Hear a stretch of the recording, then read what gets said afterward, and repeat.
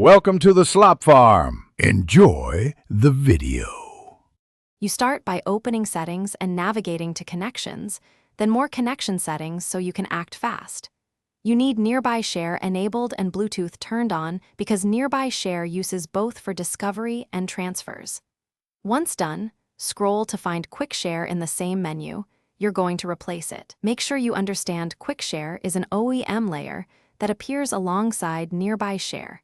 This is why you must change the default entry rather than just toggling visibility.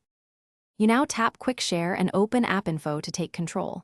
You should force stop and disable the Quick Share app entry. This prevents it from hijacking the share sheet. If there's a clear defaults option, use it so the system forgets Quick Share as the default handler.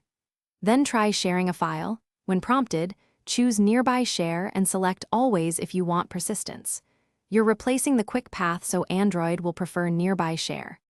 You finish by testing with another device. Pick a photo, tap Share, then choose Nearby Share and verify discovery. If the option doesn't appear, reboot your phone and re-enable Bluetooth and Wi-Fi because system services sometimes need a restart to update handlers. If problems persist, reset app preferences or uninstall Quick Share updates in App Info to revert behavior. Make sure Nearby Share has required permissions. One troubleshooting tip: toggling visibility in Nearby Share settings often resolves discovery issues quickly. Thanks for watching.